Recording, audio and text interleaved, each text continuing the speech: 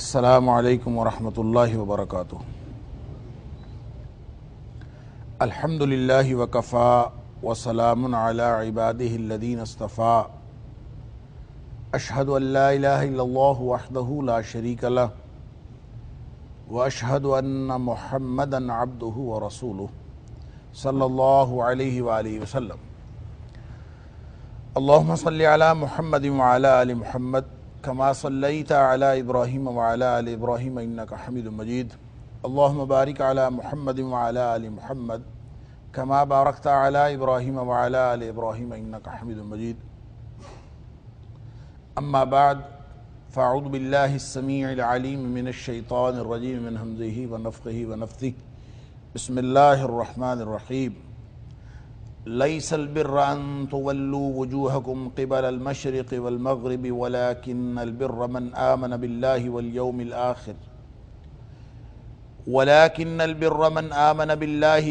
الآخر والملائکة والکتاب والنبیین وآتى المال على حبه ذوي القربى واليتامى والمساكين وابن السبيل والسائلين وفي الرقاب وأقام الصلاة وآتى الزكاة والموفون بعهدهم إذا عاهدوا والصابرين في البأساء والضراء وحين البأس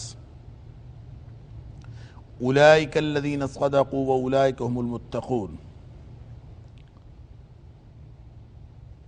نیکی صرف یہ نہیں ہے کہ تم اپنا چہرہ مشرق یا مغرب کی طرف پھیرو، بلکہ اصل نیکی یہ ہے کہ جو کوئی بھی ایمان لائے اللہ پر، آخرت کے دن پر، فرشتوں پر، کتابوں پر اور نبیوں پر، وَآتَى الْمَالَ عَلَى حُبِّهِ ذَوِي الْقُرْبَى وَالْيَتَامَى وَالْمَسَاكِينَ وَابْنَ السَّبِيلِ وَالصَّائِلِينَ وَفِي الرِّقَابِ، اور اس نے مال دیا مال کی محبت کے باوجود رشتہ داروں کو، یتیموں کو، مسکینوں کو، مسافروں کو اور مانگنے والوں کو، اور ان لوگوں کو جو اپنی گردن چھڑانے کے لیے کسی معاملے میں پھنس گئے، اور اس نے نماز قائم کی اور اس نے زکوٰۃ ادا کی، والموفون بعہدہم اذا عاہدوا، اور جو وعدہ پورا کرنے والے ہیں جب بھی وہ وعدہ کرتے ہیں، والصابرین، اور صبر کرنے والے ہیں، فی البأساء والضراء، چاہے مالی اور معاشی پریشانیاں ہوں یا پھر بدنی یا جسمانی تکالیف ہوں، وحین البأس، اور لڑائی کے وقت، اولئک الذین صدقوا، یہی لوگ ہیں جو سچے ہیں، واولئک هم المتقون، اور یہی وہ لوگ ہیں جو تقوی والے۔ ہماری گفتگو گزشتہ درس میں والموفون بعہدہم اذا عاہدوا تک پہنچی تھی۔ یہ آیت مکمل نہیں ہو سکی تھی، والصابرین فی البأساء والضراء وحین البأس، یہاں سے اس کا آغاز کرنا ہے۔ یہ بات ذہن میں رہے کہ یہ آیت بر ہے، اور اس کے اندر اللہ کریم نے وہ احکام بھی دیے ہیں اور نیکی کی تفصیلات بتائی ہیں، اور نیکی کا وہ جامع تصور عطا فرمایا ہے کہ جو ہمارے ان سارے تصورات کی نفی کرتا ہے کہ اگر کوئی شخص جزوی تصور نیکی کا رکھے یا خاص تصور نیکی کا رکھے اور اس میں سے کوئی ایک چیز لے لے جو اسلام کی ہو تو وہ سمجھے کہ یہ نیکی ہے، اور باقی ساری چیزوں کو چھوڑ دے تو اگرچہ وہ عمل تو نیکی کا ہوگا، لیکن باقی ساری چیزوں کو چھوڑنے سے وہ گویا تصور نیکی تک پہنچ نہیں سکتا۔ اگر کوئی شخص نماز پڑھتا ہے تو وہ یہ کہے کہ میں نیکی کا کام کر رہا ہوں تو میں نیک ہو گیا ہوں، یقیناً نماز پڑھنا نیکی ہے، یقیناً روزہ رکھنا نیکی ہے، یقیناً تہجد پڑھنا نیکی ہے، لیکن اس کے ساتھ جو دیگر معاشرتی فرائض اس کے اوپر عائد ہوتے ہیں وہ بھی ادا کرنے نیکی ہیں، اور حقوق اللہ اور حقوق العباد کا جو پورا ایک کمپریہنسو اور جامع تصور ہے وہ سارے کا سارا اس کو اپنانا پڑے گا، اپنے کردار میں شامل کرنا پڑے گا، وگرنہ اس کی نیکی کو نیکی نہیں کہا جا سکتا۔ لہٰذا اس میں اللہ کریم نے اصول عقائد بھی بتا دیے اس آیت میں کہ عقائد کے اصول یعنی عقیدے کی اصل بنیادیں کیا ہیں، اور اس کے علاوہ معاشرت کا اور اخلاق کا وہ جامع تصور بھی دے دیا اور جامع احکام شریعت بھی دے دیے، اور ساتھ ہی ساتھ یہاں سے جو گفتگو کا آغاز ہوا ہے بالکل آخر پہ کہ والصابرین فی البأساء والضراء وحین البأس، یہ ایک ایسی صورتحال کی نشاندہی ہے کہ نیکی کے تصور پر چلنے والا وہ صرف اور صرف کہیں اپنی جھونپڑی میں بیٹھ کر نیکی کر رہا ہو تو اس کی نیکی کو نیکی تصور نہیں کیا جا سکتا۔ کوئی شخص اگر کسی مسجد کے حجرے میں بیٹھ جائے اور وہ سمجھے کہ میں جو نیکیاں کر رہا ہوں یہ نیکی ہے، تو ایسی نیکی کو اسلام نیکی قرار نہیں دیتا۔ وہ اپنے جز کے اعتبار سے وہ نیکی ہے، لیکن اسلام ایک کل ہے اور اس کل کی ہر کڑی، اس کا ہر جز ایک دوسرے کے ساتھ جڑا ہوا ہے۔ یہ مربوط دین ہے۔ ایسا نہیں ہے کہ کوئی شخص ایک جز کو حاصل کر کے وہ سمجھے کہ میں نے دین پورا حاصل کر لیا ہے، اگرچہ ہر جز کا اثر وہی ہے جو پورے کل کا ہے۔ مثلاً اگر کوئی شخص نماز پڑھتا ہے تو یہ جنت میں لے جائے گی، لیکن اگر کوئی نماز نہیں پڑھتا تو جنت میں لے جانا اگر پورے دین کا مقصد ہے تو وہ نماز جو ایک جز ہے اس کا بھی مقصد وہی ہے۔ اسی طرح اگر کوئی شخص نماز نہیں پڑھتا تو وہ اس کو نبی کریم صلی اللہ علیہ وآلہ وسلم نے جہنم کی وعید سنائی ہے، تو وہ یہ جہنم کی وعید وہی ہے جو پورے اسلام پر عمل نہ کرنے کی وعید ہے۔ علی ھذا القیاس کسی ایک جز کا اثر بھی وہی ہوگا جو پورے کل کا اثر ہے۔ لیکن جب کوئی شخص نیکی کر رہا ہے تو نیکی کو اگر جزوی طور پر وہ اختیار کرے اور وہ کلی تصور اس کا چھوڑ دے جو اس آیت بر کے اندر دیا گیا ہے، تو اس کی نیکی کو نیکی قرار نہیں دیا جا سکتا۔ اب اگر کوئی شخص نیکی کی راہ پر چلتا ہے تو اس کے لیے جو سب سے مشکل صورتحال جو اس کو درپیش ہوگی وہ یہ ہے جو اللہ کریم نے یہاں ان 3-4 الفاظ کے اندر بیان فرمائی ہے کہ وَالصَّابِرِينَ فِي الْبَأْسَاءِ وَالضَّرَّاءِ وَحِينَ الْبَأْسِ، کہ دیکھیں صبر کرنا، صبر ایک جامع تصور ہے، اس کے بارے میں پہلے بہت تفصیل سے گفتگو ہو چکی، وَاسْتَعِينُوا بِالصَّبْرِ وَالصَّلَاةِ کے ضمن میں، کہ صبر کہتے کس کو؟ تو صبر بنیادی طور پر اپنے آپ کو روک لینا ہے، اور سمجھنے کے لیے میں ہمیشہ یہ عرض کرتا ہوں کہ اس کی نبی کریم صلی اللہ علیہ وسلم نے حدیث کے اندر بڑی تفصیل بیان فرمائی ہے، اور اپنے سمجھنے کے لیے یہ تصور ذہن میں رکھنا چاہیے کہ اللہ اور اس کے رسول صلی اللہ علیہ وسلم کے حکم کی بنیاد پر ہر اس فطری رد عمل سے انسان کا اپنے آپ کو روک لینا جو کسی بھی صورتحال میں فطری طور پر پیدا ہوتا ہے۔ اللہ اور اس کے رسول صلی اللہ علیہ وسلم کا حکم یہ نہیں ہے تو وہ اس کو روک لے۔ مثلا بہت خوشی کے وقت اس کا اگر ایسی حرکتیں کرنے کو دل چاہتا ہے جو اللہ اور اس کے رسول صلی اللہ علیہ وسلم کے حکم کے خلاف ہیں تو وہاں وہ نہ کرنا صبر ہے۔ اسی طرح اگر کسی معاملے میں اس کو کسی خوفناک صورتحال میں آگے بڑھنا، اس کے لیے اس کا فطری تقاضا یہ ہے کہ وہ آگے نہ بڑھے اور اللہ اور اس کے رسول صلی اللہ علیہ وسلم کا حکم ہے کہ وہ آگے بڑھے، تو وہاں پہ بڑھنا صبر ہوگا، کہیں پہ رکنا صبر ہے، کہیں پہ آگے بڑھنا صبر ہے۔ اور یہ ایک کمپریہنسو تصور ہے صبر کا، گویا اپنی جو فطری خواہش پیدا ہوتی ہے یا فطری رد عمل جو پیدا ہوتا ہے کسی بھی صورتحال کو دیکھ کر اس پر عمل نہیں کرنا، بلکہ اللہ اور اس کے رسول صلی اللہ علیہ وسلم کے حکم پر عمل کرنا ہے، اپنے آپ کو روکنا ہے، اپنی خواہش کو روکنا ہے، اپنے فطری تقاضے کو روکنا ہے، اللہ اور اس کے رسول صلی اللہ علیہ وسلم کے حکم پر عمل کرنا ہے۔ اگر یہ کیفیت پیدا ہو جائے تو اس کو صبر کہتے ہیں۔ اب اس نیکی کے جامع تصور میں اللہ کریم فرما رہے ہیں صرف 3 حالتیں بتائی ہیں صبر کرنے والی، حالانکہ نبی کریم صلی اللہ علیہ وسلم نے فرمایا صبر تو ہر معاملے میں ہے۔ جس کا بچہ فوت ہو گیا تھا، خاتون رو رہی تھی اور رونے کے بعد، رونے دھونے واویلا مچانے کے بعد آخر پہ وہ کہتی ہے کہ اب تو میں صبر ہی کرتی ہوں، تو نبی کریم صلی اللہ علیہ وسلم نے فرمایا تھا الصبر عند الصدمۃ الاولی، پہلے جھٹکے پر صبر ہوتا ہے۔ کہیں بھی جھٹکا لگتا ہے تو پہلا، یعنی انفرادی طور پہ انسان کسی غم پر صبر کرتا ہے تو وہ بھی صبر ہے، ہر معاملے میں صبر ہے، لیکن یہاں پہ 3 باتیں بتائیں، البأساء والضراء وحین البأس۔ بأساء کہتے ہیں مالی اور معاشی پریشانی کو، تنگ دستی، اور اگر کسی کو تنگ دستی آئے، مالی پریشانی آئے تو اس پر صبر کرے۔ اور ضراء کہتے ہیں جو جسمانی تکالیف انسان کو برداشت کرنی پڑتی ہیں اس کو ضراء کہتے ہیں۔ اور حین البأس، حین کا مطلب وقت، البأس کا مطلب لڑائی، لڑائی کے وقت انسان کو صبر کرنا۔ یہ 3 گویا ایسی کیفیات اور ایسی سچویشنز قرآن نے بتائی ہیں جن پر صبر کرنا انسان کے لیے بالعموم مشکل تر ہوتا ہے۔ صبر ہوتا ہی مشکل ہے، ہر معاملے میں صبر کرنا ہے تو یہ مشکل کام ہے۔ اسی لیے علماء کرام نے صبر کی 3 کیٹیگریز کی ہیں کہ صبر علی الطاعات، صبر عن المعصیہ، اور صبر علی المصیبہ یعنی صبر کرنا اللہ اور اس کے رسول صلی اللہ علیہ وسلم کے حکم ماننے میں، ڈٹے رہنا. تو لفظی معنی اس کا ہمیں کرنا چاہیے ڈٹے رہنا. اللہ اور اس کے رسول صلی اللہ علیہ وآلہ وسلم کے احکام ماننے میں ڈٹے رہنا. الصبر عن المعصیہ گناہ نہ کرنے پر ڈٹے رہنا. دل جتنا مرضی چاہ رہا ہو، حالات جتنا مرضی مجبور کر رہے ہوں، جذبات جتنا مرضی مغلوب کر رہے ہوں، انسان ڈٹ جائے کہ میں نے گناہ نہیں کرنا، تو یہ بھی صبر ہے.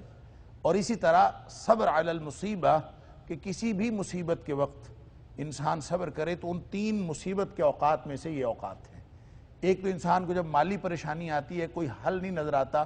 ہم دیکھتے ہیں دنیا میں خودکشیاں ہوتی ہیں تو مالی پریشانیوں میں سب سے زیادہ ہوتی ہیں. تو مالی پریشانی یا مالی تنگ دستی جو ہے وہ انسان کو مجبور کر دیتی ہے. ایک قول ہے جس کو بعض لوگوں نے حدیث بھی کہا ہے، کاد الفقر ان یکون کفرا، کہ مفلسی جو ہے وہ انسان کو کفر کے قریب کر دیتی. ظاہر ہے جب انسان تنگ دستی میں ہوتا ہے تو یہ انسان کے لیے بڑا ہی مشکل وقت ہوتا ہے.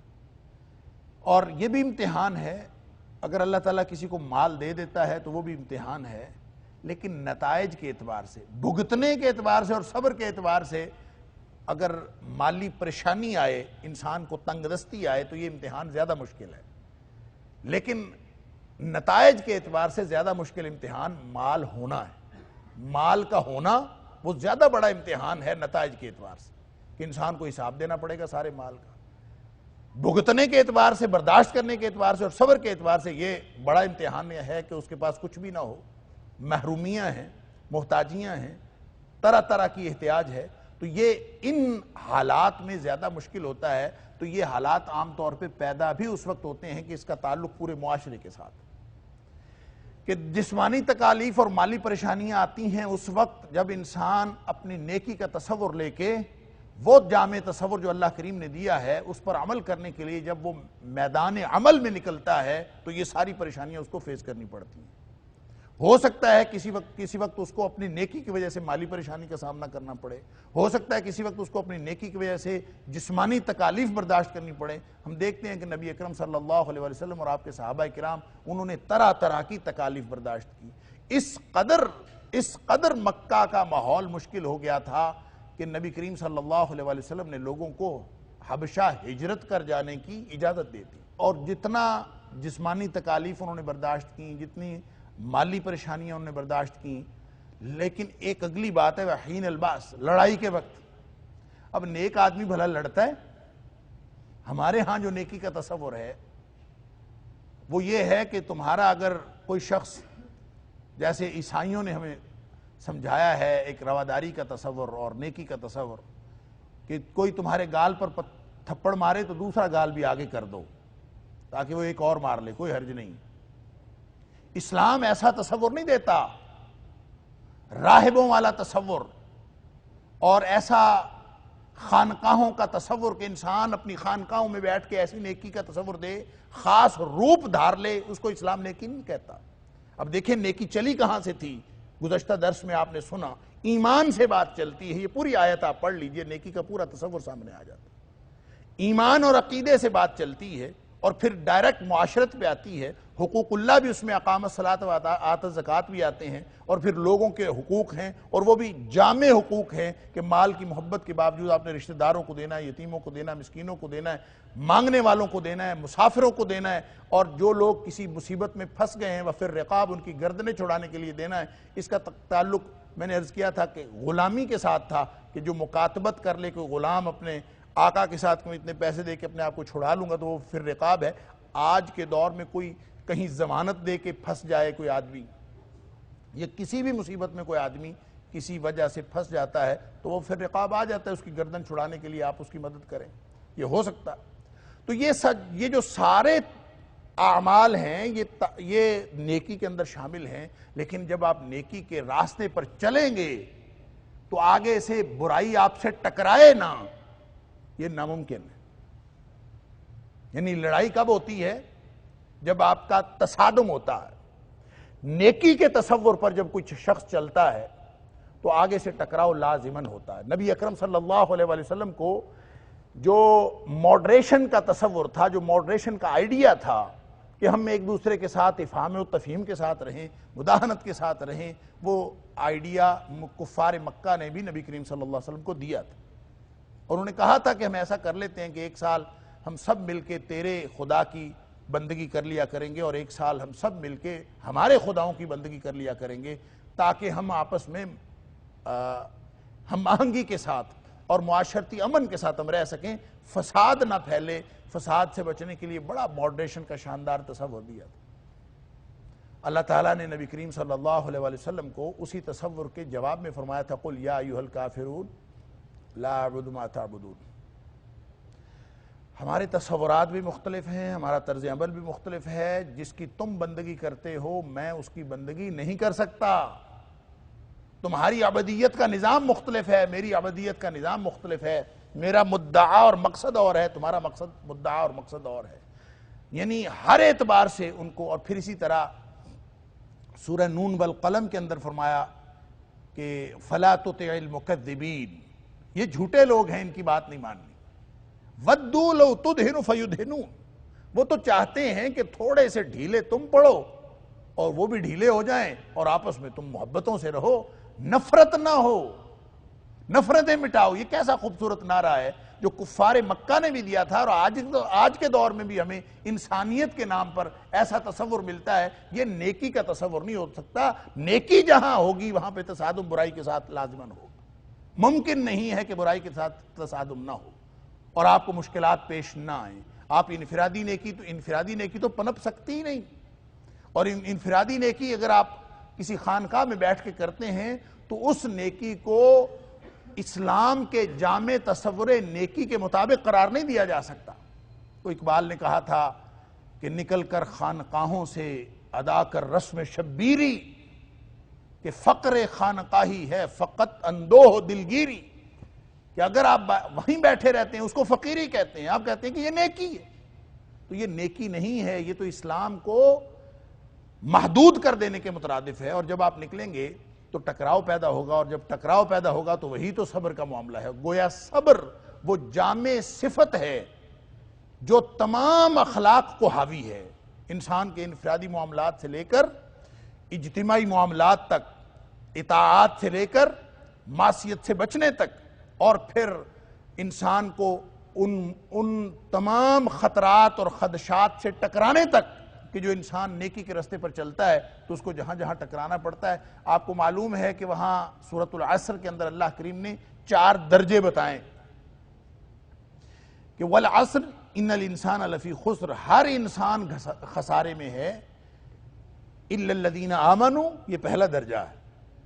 آپ مومن بن گئے، ایمان لے آئے، یہی جو یہاں پہ بتایا گیا ہے، من آمن باللہ والیوم الاخر والملائکۃ والکتاب والنبیین، تو یہی تصور وہاں پہ الا الذین آمنوا، پہلا درجہ ایمان کا ہے۔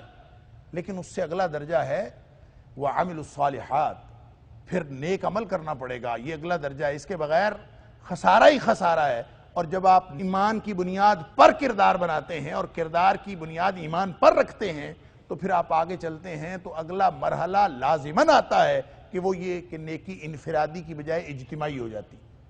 وَتَوَاصَوْا بِالْحَقِّ، پھر آپ نکل پڑتے ہیں لوگوں کو نیکی کا درس دینے اور اپنا کردار لوگوں کے سامنے پیش کرنے کی، نیکی یہ ہوتی ہے۔ اور جب بھی آپ نیکی کو لے کر نکلیں گے اور نیکی کے جامع تصور کو لے کے نکلیں گے تو ٹکراؤ نہ ہو یہ ممکن نہیں ہے۔ ٹکراؤ تو ہوگا، تصادم تو ہوگا، اور جب تصادم ہوگا تو وہاں پہ کیا کرنا پڑے گا؟ وَتَوَاصَوْا بِالصَّبْرِ، وہیں پہ تو صبر آتا ہے۔ سورہ آل عمران کی آخری آیت میں بھی یہی فرمایا، یا ایھا الذین آمنوا اصبروا وصابروا، اے ایمان کا دعویٰ کرنے والو، معاملہ انفرادی ہو تو بھی صبر کرو، معاملہ اجتماعی ہو تو بھی صبر کرو۔ اصبروا وصابروا، اصبروا کا مطلب صبر کرو انفرادی طور پر، صابروا ہوتا ہے، یہ باب مفاعلہ سے ہے، صابر یصابر مصابرہ سے۔ صابروا کیا مطلب؟ باہمی طور پر جب ٹکراؤ ہوگا ایک کا دوسرے کے ساتھ، دوسرے کا پہلے کے ساتھ، اس وقت اصل میں جو صبر اور ڈٹ جانے کی ضرورت پڑتی ہے وہ ہے اصل میں ڈٹ جانا۔ بہت دفعہ آپ نے یہ حدیث سنی ہوئی ہے، میں صرف اور صرف دہرانے کے لیے اور ریفریش کرنے کے لیے سنا دیتا ہوں اور بات ہم آگے بڑھاتے ہیں کہ نیکی کا تصور ہر دور میں ہی مشکل ہے اس جامع تصور کو حاصل کرنا، لیکن جتنا مشکل آج کے دور میں ہے شاید کبھی نہیں تھا، اور اس کی وضاحت نبی کریم صلی اللہ علیہ وسلم نے خود فرمائی ہے، اور یہ حدیث آپ بار بار سن چکے ہیں، میں صرف ریفریش کرنے کے لیے دوبارہ سنانا چاہتا ہوں کہ نبی کریم صلی اللہ علیہ وسلم نے فرمایا، صحابہ کرام بیٹھے ہوئے تھے، آپ نے فرمایا کہ ان من ورائکم ایام الصبر، تمہارے بعد ایک ڈٹنے کا دور آنے والا ہے، صبر کا دور۔ صحابہ کرام صبر نہیں کرتے تھے؟ کرتے تھے۔ صحابہ کرام نے صبر کے اعلیٰ ترین مثالیں قائم نہیں کی ہیں، لیکن جو بعد میں دور آنے والا ہے اصل ڈٹنے کا دور تو وہ ہے، گویا ہمارے دور کی نشاندہی ہو رہی تھی۔ تو نبی کریم صلی اللہ علیہ وسلم نے فرمایا وَالصَّبْرُ فِيهِنَّ كَقَبْضٍ عَلَى الْجَمْرِ، اس دور میں صبر کرنا یعنی دین پر ڈٹنا اتنا مشکل ہوگا كَقَبْضٍ عَلَى الْجَمْرِ، جس طرح آگ کا انگارہ ہاتھ میں پکڑنا مشکل ہے اور پکڑے رکھنا مشکل ہے، اسی طرح سے اس دور میں نیکی کے تصور پر ڈٹنا اور عمل کرنا یہ مشکل ہوگا۔ پھر نبی کریم صلی اللہ علیہ وسلم نے خوشخبری سنائی، آپ نے فرمایا وَلِلْعَامِلِ فِيهَا یا وَلِلْعَامِلِ فِيهِنَّ، کہ اس دور میں یا اس وقت میں جو شخص عمل کرے گا دین پر، ایک بھی نیکی کا کام کرے گا، فرمایا اجر 50، اس کو 50 لوگوں جتنا اجر ملے گا۔ تو صحابی پوچھتا ہے اللہ کے رسول صلی اللہ علیہ وآلہ وسلم 50 منا او 50 منہم، ہمارے 50 یا ان کے 50؟ یعنی صحابہ کرام 50 ہوں گے تو کتنی پاک باز ہستیاں تھیں، اور آج کے دور کے 50 لوگ ہوں گے تو یہ کتنے کمزور ایمان والے لوگ ہیں۔ تو اس لیے صحابی نے وضاحت پوچھ لی کہ اللہ کے رسول صلی اللہ علیہ وسلم وہ جو 50 لوگوں جتنا اجر ہے وہ اس دور کے 50 لوگوں کا ہے یا آج کے دور کے، یعنی صحابہ کرام جتنا اجر ہے؟ تو نبی کریم صلی اللہ علیہ وآلہ وسلم نے فرمایا 50 منکم، تم 50 صحابہ جتنا اجر ملے گا۔ تو یہ ڈٹنے کا دور ہے اور خوشخبریوں کا دور ہے، اور اس دور میں نیکی کا یہ تصور جب ہم حاصل کریں گے تو یہ 3 باتیں جو اللہ کریم نے بتائی ہیں، قرآن ایک زندہ کتاب ہے، یہ پوری زندگی کو محیط ہے اور تمام زمانوں کو اور تمام علاقوں کو، تو قیامت تک کے لیے لوگ عام طور پہ آج یہ کہتے سنے جاتے ہیں، وہ چاہے بر صغیر میں ہوں، پاکستان میں ہوں یا دنیا کے کسی کونے میں، وہ کہتے سنے جاتے ہیں کہ ہمارے علاقے میں یہ کام کرنا ممکن نہیں ہے، ہمارے علاقے میں صحیح اسلامی زندگی گزارنا ممکن نہیں ہے۔ یعنی لوگوں سے یہ فقرہ ہم بار بار سنتے ہیں۔ تو اگر یہ ممکن نہیں ہے، اگر کوئی مسلمان یہ کہتا ہے کہ میرا اسلام پر عمل کرنا ممکن نہیں ہے، اس کا مطلب یہ ہے کہ اس نے برائی کے ساتھ مداہنت کر لی ہے، اس نے برائی کے ساتھ صلح کر لی ہے، اور جس نے برائی کے ساتھ صلح کر لی ہو اور جس کے دل سے برائی کی نفرت نکل گئی ہو، نبی کریم صلی اللہ علیہ وآلہ وسلم کے فرمان کے مطابق اس کے دل میں ذرہ بھر رائی کے دانے کے برابر بھی ایمان نہیں۔ ایمان ہو تو برائی کی نفرت ایمان کا تقاضا ہے، اور ایمان کی علامت ہے کہ اس کے دل میں برائی کی نفرت ہو، اور برائی کی نفرت ادنا ترین تقاضا ہے۔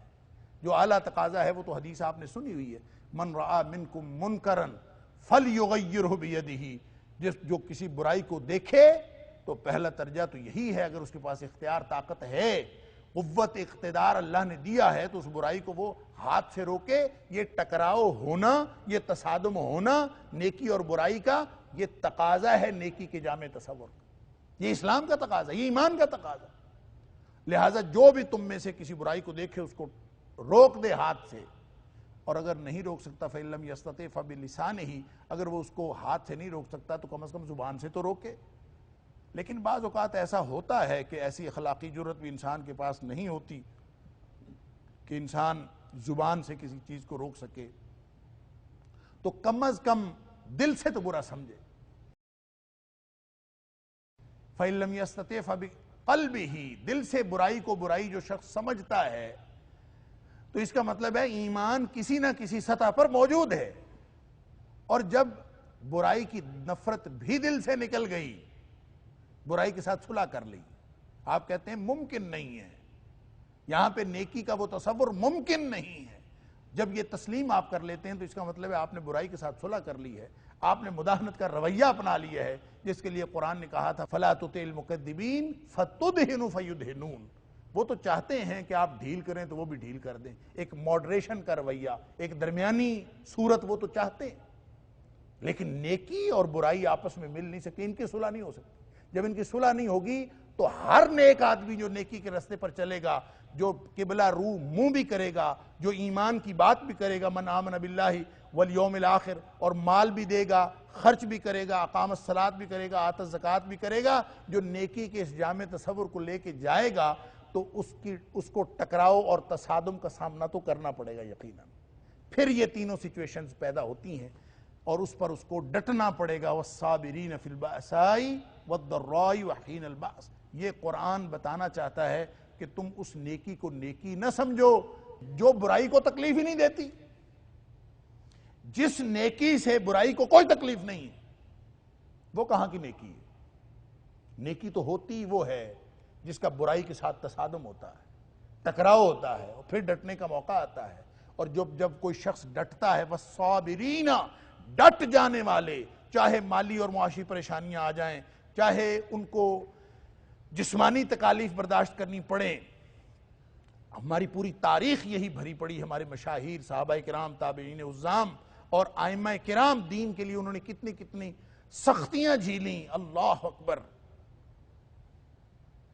حضرت امام احمد بن حنبل رحمۃ اللہ علیہ، یعنی کتنے کوڑے کھائے انہوں نے، ذرا سی بات ہمیں ہی لگتا ہے کہ ذرا سی بات مان جاتے۔ حضرت حسین رضی اللہ تعالیٰ نے شہادت دے دی، صحابہ کرام نے شہادتیں دیں، شہادتیں پیش کی۔ ابو بکر صدیق رضی اللہ تعالیٰ عنہ کو لوگ زکوٰۃ نہیں دیتے، اٹھ کے کھڑے ہو جاتے ہیں، جنگ کروں گا۔ عمر فاروق رضی اللہ تعالیٰ عنہ جیسا شخص بھی کہتا ہے کہ نہ کریں، حالات ٹھیک نہیں ہیں، گراؤنڈ ریالٹیز یہ ہیں کہ اس وقت حالات ٹھیک نہیں ہیں، لڑنا درست نہیں ہے۔ فرماتے ہیں اَيُنْقَصُ الدِّينُ وَأَنَا حَيٌّ، کیا دین اس میں کمی کی جا رہی ہوگی اور ابو بکر زندہ ہو؟ یہ کیسے ممکن؟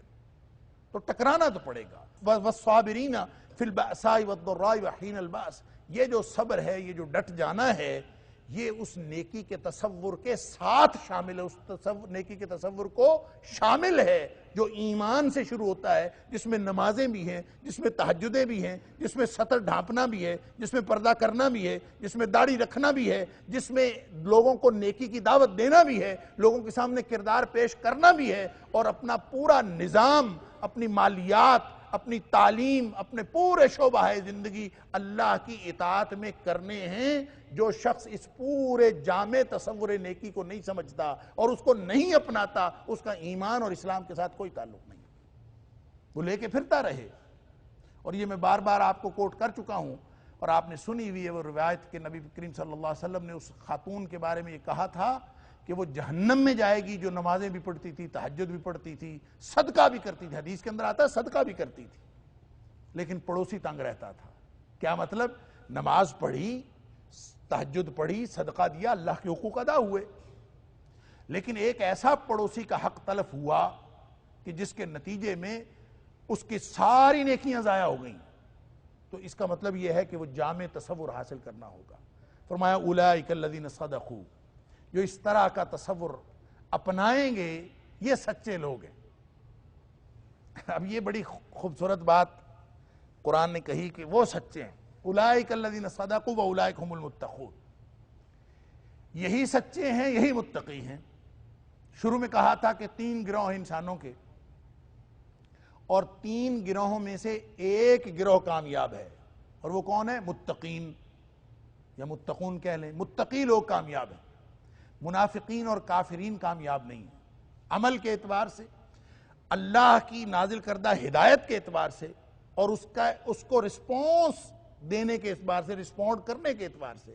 3 رویے انسانوں کے، مان لیا تو متقین، نہیں مانا تو کافرین، مان لیا لیکن حقیقت میں نہیں مانا تو منافقین۔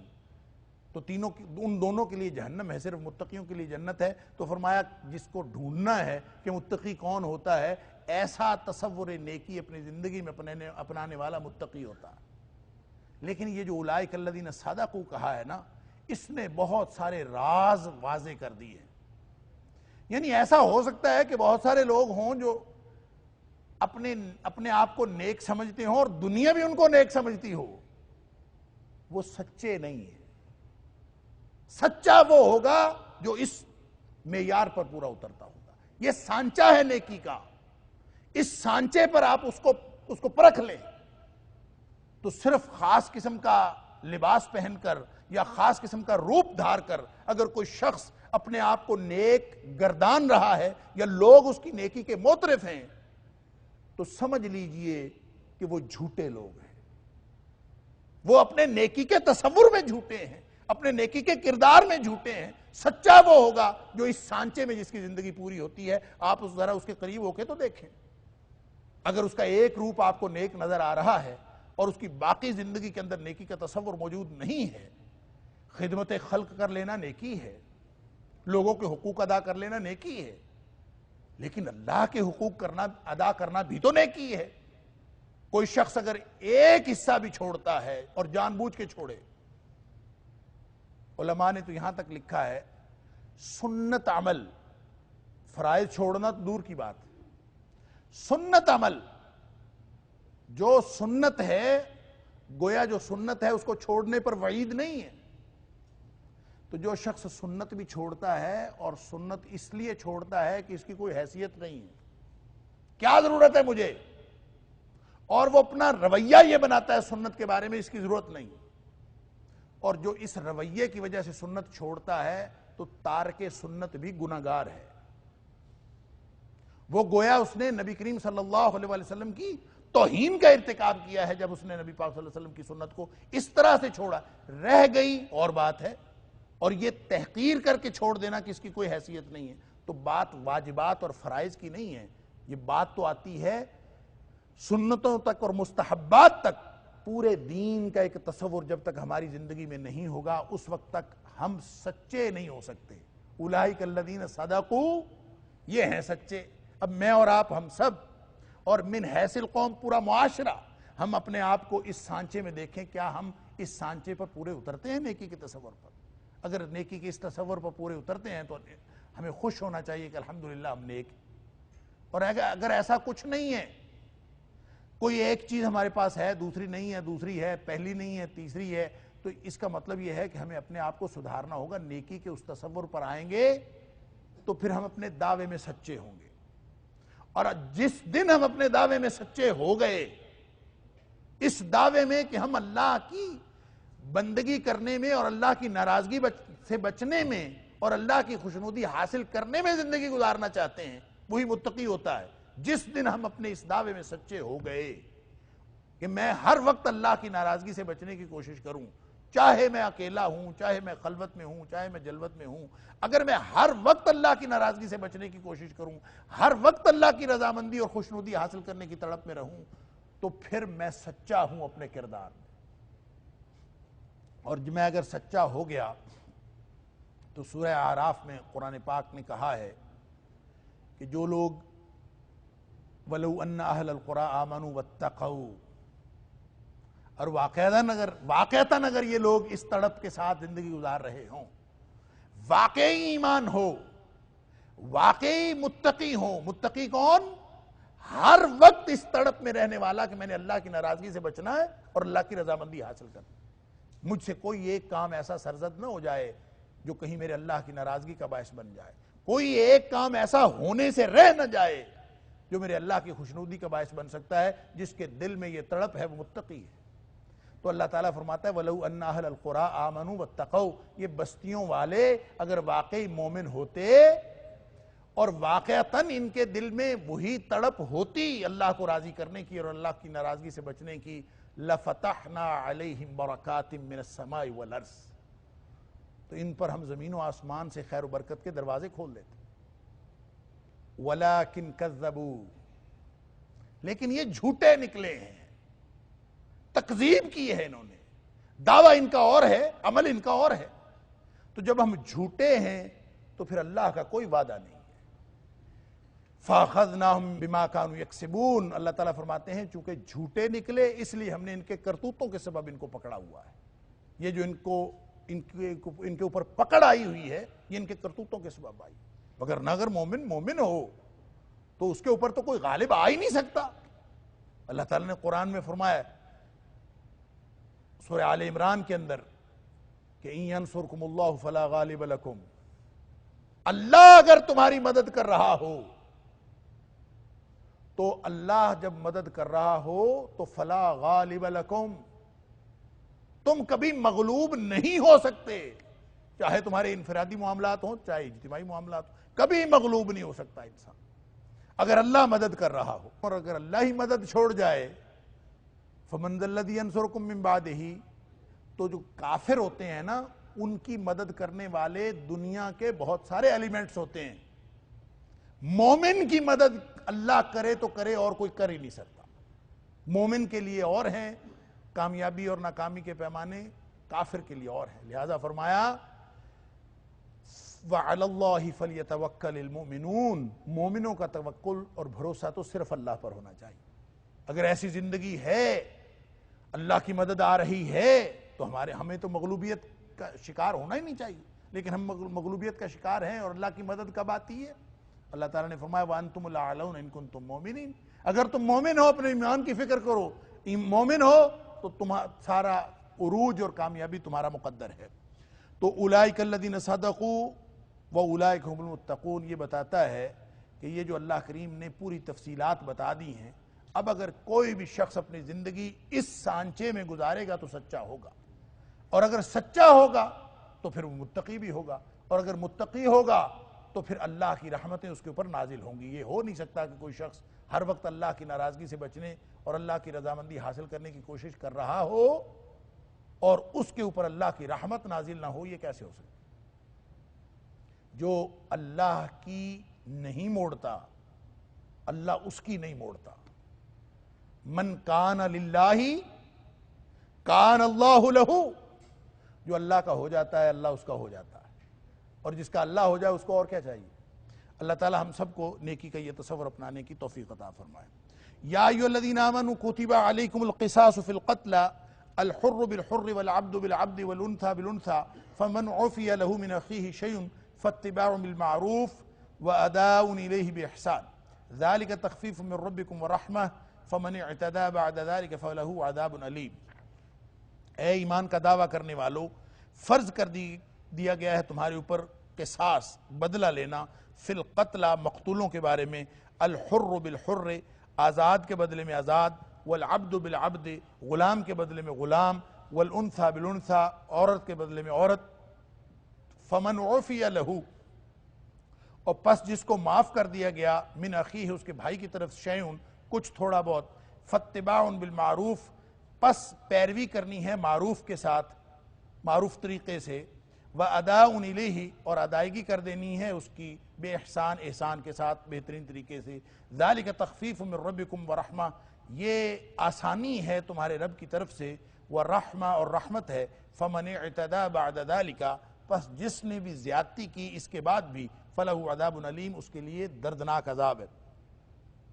دیکھیں شریعت اسلامیہ نے، چونکہ آپ یہ وسیع تناظر ذہن میں رکھیے کہ سورہ بقرہ میں اس کا جو نصف اول ہے وہ بنی اسرائیل کے اوپر چارج شیٹ، جن جرائم کی وجہ سے ان سے سیادت اور قیادت چھینی گئی اس کی تفصیلات۔ اب یہ جو نصف آخر ہے اس میں امت محمدیہ کو ہدایات دی جا رہی ہیں، نبی کریم صلی اللہ علیہ وسلم کی امت کو ہدایات دی جا رہی ہیں کہ ان ہدایات پر عمل کرو گے تو اب تم کامیابی کے رستے پر جاؤ گے۔ لہذا بہت ساری چیزیں اس میں وہ ریپیٹ ہوئی ہیں جو بنی اسرائیل کو ان کے جرائم میں ذکر کیا گیا تھا کہ انہوں نے یہ حرکتیں کی جس کی وجہ سے پکڑے گئے، ان کو بھی حکم تھا اور مسلمانوں کو بھی حکم دیا گیا ہے، اور بہت ساری چیزیں اسی طرح سے ریپیٹ ہوتی ہیں۔ یہاں پہ جو قصاص کی بات کی گئی ہے یہ سورہ مائدہ کی آیت نمبر 45 کے اندر بھی ذکر کی گئی ہے، اور وہاں کہا گیا ہے کہ ان کے اوپر وَكَتَبْنَا عَلَيْهِمْ فِيهَا، ہم نے ان کے اوپر بھی لکھا تھا، فرض کر دیا تھا۔ یہ کاتبہ یکتبو کے ساتھ جب آ جاتا ہے نا علا، تو اس کا مطلب ہوتا ہے فرض کر دیا گیا۔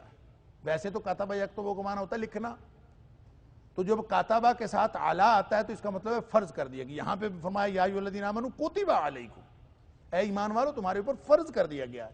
کیا؟ القصاص، قصاص فرض کر دیا گیا ہے.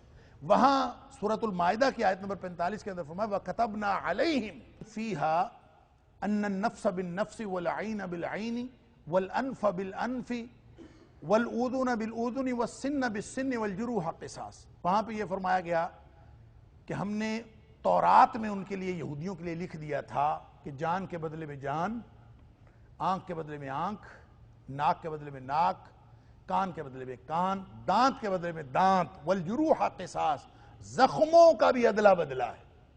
وہاں پہ یہ تفصیل گویا یہ تورات کے اندر ان کو حکم دیا گیا. اب مسلمانوں کو حکم دیا جا رہا ہے.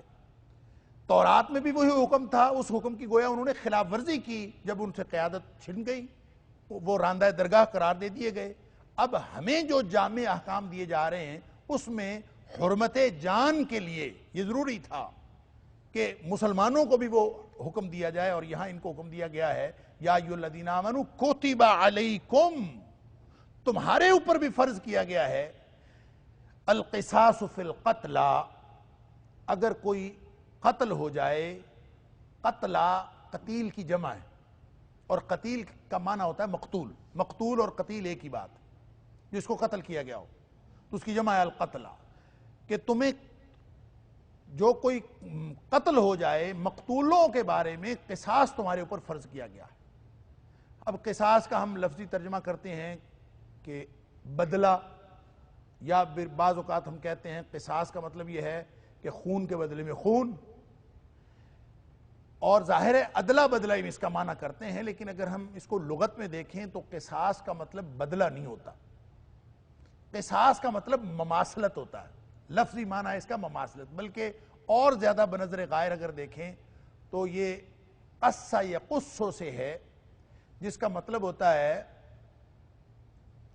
پیچھے چلنا، اس کی مطابعت کرنا. اور مطابعت جو ہے وہ تمثیل میں بھی ہو سکتی ہے کہ بالکل اسی طرح ہونا. تو قصاص وہ جیسے حضرت موسیٰ علیہ السلام کی بہن کو کہا تھا نا، قالت لأختہ، قرآن کہتا ہے قالت لأختہ قصیہ، یہ تابوت ڈال دیے دریا میں، اور بہن کو کہا، اس کی بہن کو کہا قصیہ، اس کے پیچھے پیچھے چلتی جاؤ. اب وہ جو قصی ہے نا وہ یہی مادہ ہے. تو قصاص کا لفظی معنی لغت کے اعتبار سے ہوگا پیچھے چلنا. کیا مطلب؟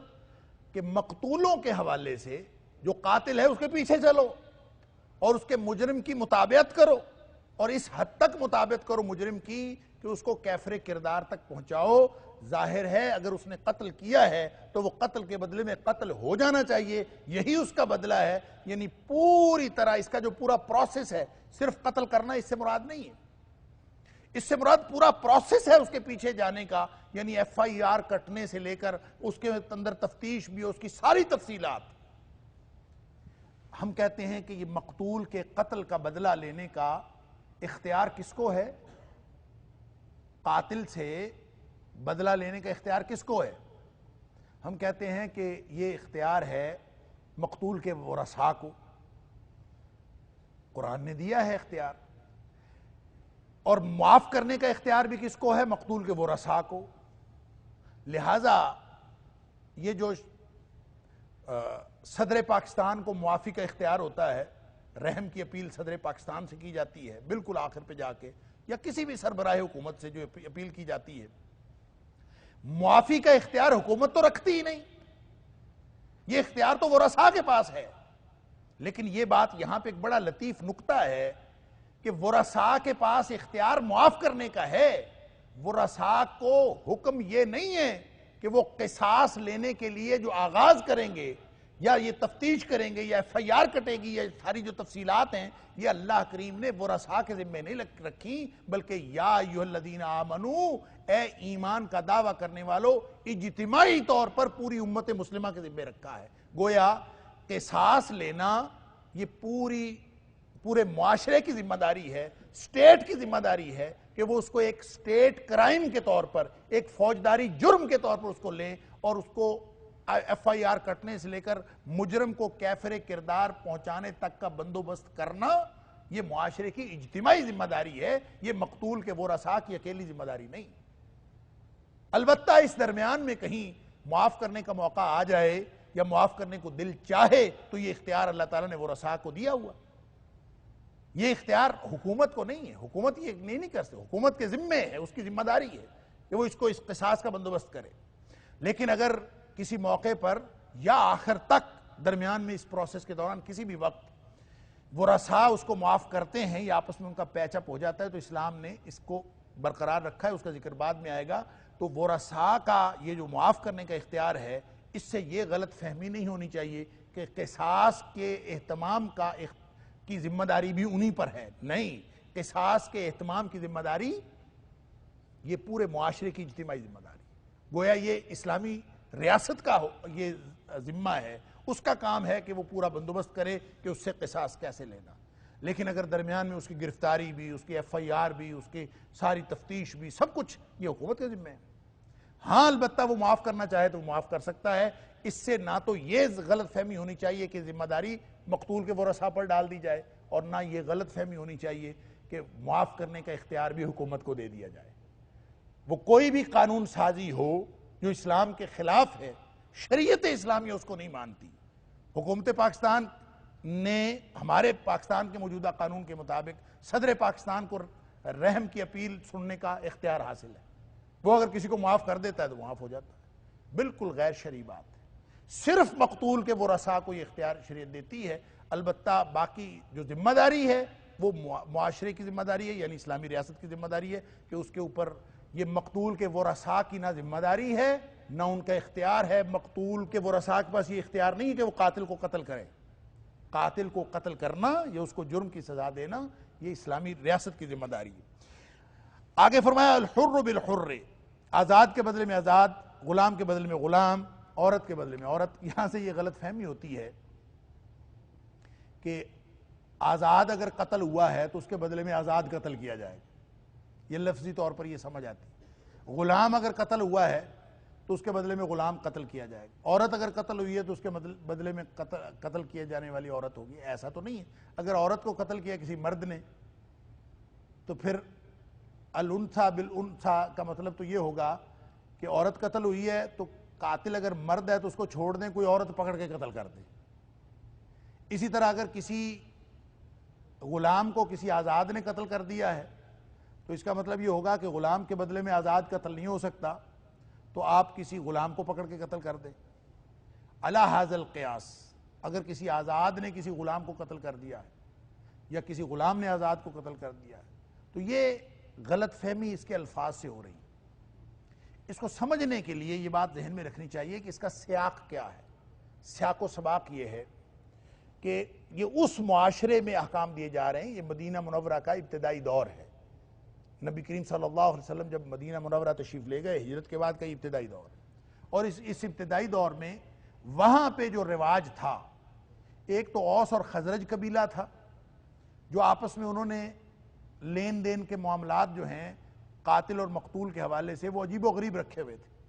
ایک پورے عرب کا رواج تھا, اور اسی طرح ایک یہودیوں کا رواج تھا کہ بنو نضیر اور بنو قریظہ کے درمیان جب کبھی کوئی معاملہ ہوتا تھا, بنو نضیر اپنے آپ کو بہتر سمجھتے تھے بنو قریظہ سے. اسی طرح خزرج کے لوگ اپنے آپ کو بہتر سمجھتے تھے اوس کے لوگوں سے. لہذا اگر کوئی اوس کا قتل ہو جاتا تو ان کو 1/3 دیت دی جاتی, اور اگر کوئی خزرجی قتل ہو جاتا تو اس سے 3 گنا دیت لی جاتی. اور یہ خیال کر کے کہ خزرج والے بہتر ہیں اس لیے ان سے ہم جو ہے نا وہ خزرجی اگر قتل ہوا تو اس کی 3 گنا زیادہ ہے دیت. اسی طرح جو بنو نذیر اور بنو قریظہ کے درمیان جو معاملہ تھا, ان کے ہاں بھی اگر ایک دوسرے کے قبیلے کا کوئی شخص قتل ہو جاتا تھا تو انہوں نے بھی بنو نذیر کا اگر کوئی قتل ہوتا تھا تو اس کی ڈبل ہوتی تھی دیت, اور اگر بنو قریظہ کا ہوتا تھا تو اس کی ہاف ہوتی تھی. انہوں نے بھی یہ فرق رکھا ہوا تھا. اسی طرح پورے معاشرے کے اندر اگر کوئی قتل ہو جاتا تو یہ تو دیت کا معاملہ ہے, تو وہاں دشمنیوں کا ماحول ایسے تھا کہ ایک شخص کے بدلے میں کئی اس درجے کے شخص قتل کیے جاتے. بلکہ ایک دفعہ جھگڑا شروع ہو جاتا تو بس قتل در قتل, اور کئی لوگ قتل کر دیے جاتے, اور صدیوں تک یہ لڑائی جاری رہتی تھی. یہ عرب کا عمومی کلچر تھا. اس سیاق و سباق میں یہ آیت نازل ہو رہی ہے. تو اس کا مطلب پتہ کیا ہے؟ الحر, اگر قاتل آزاد آدمی ہے, حر ہے, بالحر, تو بدلے میں وہی قاتل وہ آزاد قتل کیا جائے. والعبد، اور اگر قاتل عبد ہے بالعبد تو اس کے بدلے میں وہی قتل کیا جائے گا، اور اسی طرح اگر قاتل عورت ہے تو عورت قتل کی جائے گی۔ مقتول کے حوالے سے یہ نہیں ہے کہ مقتول قتل ہوا ہو، مقتول آزاد ہے، مقتول غلام ہے یا مقتول عورت ہے، بلکہ یہ قاتل کے حوالے سے۔ قاتل اگر آزاد ہے تو وہی آزاد قتل ہوگا، قاتل اگر عورت ہے تو وہی عورت قتل ہوگی، قتل ہونے والا چاہے مرد ہے چاہے عورت ہے، اس سے فرق نہیں پڑتا۔ البتہ ایک اختلاف ہے کہ اس سے تو قرآن نے ایک بالکل سیدھا اصول بتا دیا، اور نبی کریم صلی اللہ علیہ وسلم نے اس کی وضاحت فرمائی ہے۔ ابو داؤد شریف کی حدیث ہے کہ المسلمون تتکافأ دماؤہم، کہ تمام مسلمانوں کے خون برابر ہیں، قتل عورت ہوئی ہو یا مرد ہوا ہو، جس نے کیا ہے قتل وہی اس کے بدلے میں قتل ہوگا، چاہے وہ آزاد ہو چاہے وہ غلام ہو چاہے وہ عورت ہو، جس نے بھی قتل کیا وہ قتل ہوگا اس کے مقابلے میں، کیونکہ سب کا خون برابر ہے۔ البتہ ایک صرف فرق اس میں یہ ہے کہ ایک اختلاف ہے، ایک تو اختلاف یہ ہے کہ مسلمان اگر کسی کافر کو قتل کر دیتا ہے اور اس کا مقدمہ اگر تو حربی کافر ہے تو اس کے اوپر تو کچھ نہیں، لیکن اگر کوئی غیر حربی کافر ہے اور کسی اپنی ذاتی وجہ سے کوئی شخص کوئی مسلمان کسی کافر کو قتل کر دیتا ہے تو اس کے بدلے میں اس مسلمان کو قتل کیا جائے گا کہ نہیں؟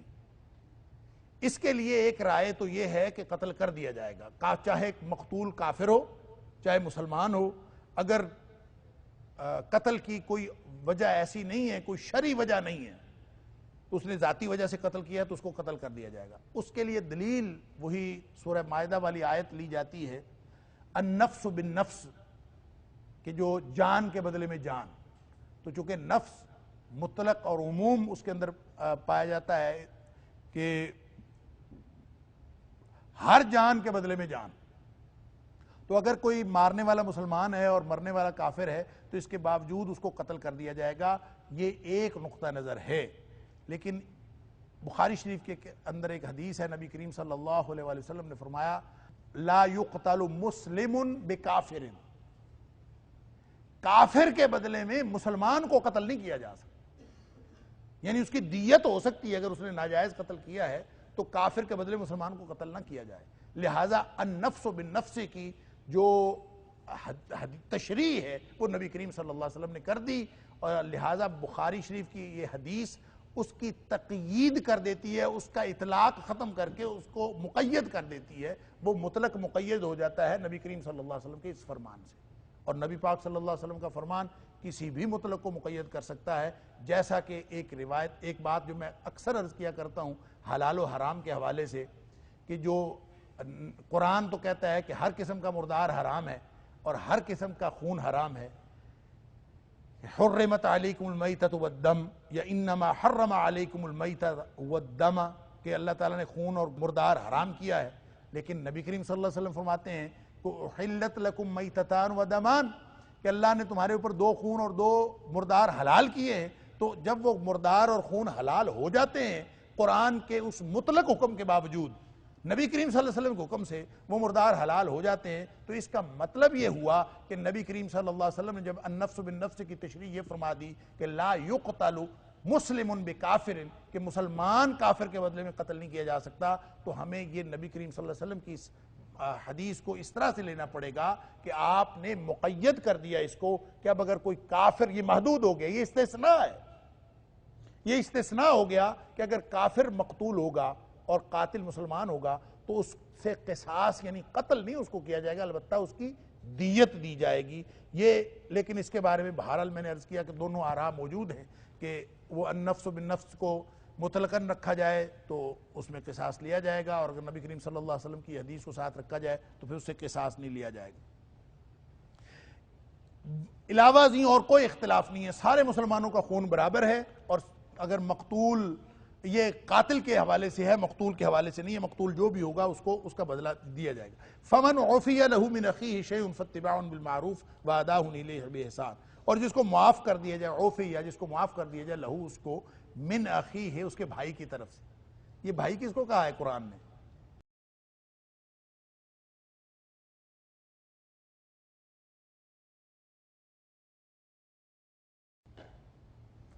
من عفی لہو من اخیہ شیء، جس کو اس کے بھائی کی طرف سے کچھ، اب قتل کا معاملہ ہے، اور جہاں قتلوں تک بات پہنچتی ہے کوئی کسی کا بھائی کب رہتا ہے؟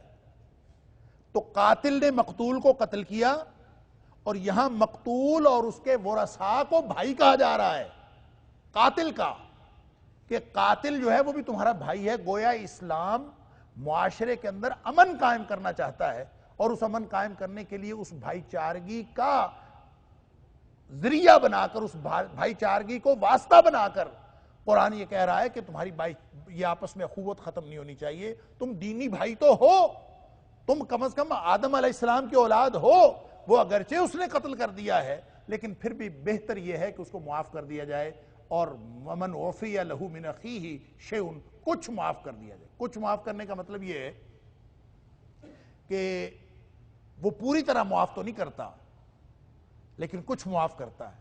اب قتل ہے تو قتل کے بدلے میں تو قتل کرنا ہے، تو قتل میں سے کچھ معاف کیا ہوگا کہ وہ اتنی سی جان بخشی تو کرتا ہے کہ چلیں آپ کو اس کے مقابلے میں قتل نہیں کیا جاتا لیکن اس کی کوئی دیت دے دے، اس کو کچھ ادائیگی کر دیں۔ تو اگر وہ یہ تخفیف کرتا ہے اور معافی دے دیتا ہے کسی حد تک، یعنی کسی حد تک جان بخشی کر دیتا ہے، تو یہ اللہ تعالیٰ نے تمہارے لیے ایک رعایت رکھی۔ فاتباع بالمعروف، تو پھر تم اس کی پیروی کرو معروف طریقے سے، پھر اس میں گڑبڑ نہ کرو، اور احسان کرتے ہوئے جو وہ مانگتا ہے ادا کر دو، یعنی جتنی دیت اس کے ساتھ طے ہوتی ہے وہ سارا کا سارا ادا کرو۔ ذالک تخفیف من ربکم ورحمہ، یہ ہے اللہ کی طرف سے رحمت، یہ رحمت اور آسانی ہے۔ کیسے کہ یہودیوں کے اندر جو حکم تھا معافی اور قصاص دونوں تھے، قصاص لیا جاتا تو وہ قصاص کا ذکر تو آیا سورہ مائدہ کے اندر جو میں نے عرض کیا آیت نمبر 45 میں، قصاص بھی تھا معافی بھی تھی، دیت کوئی نہیں تھی، یعنی یا قصاص دے دو یا معافی، بس اس کے علاوہ اور کوئی بات نہیں۔ کہتے ہیں عیسائیوں کے اندر صرف اور صرف معافی تھی، قصاص بھی نہیں تھا۔ یہ اللہ کی رحمت صرف اور صرف امت محمدیہ پر ہے کہ 3 آپشن دیے ہیں۔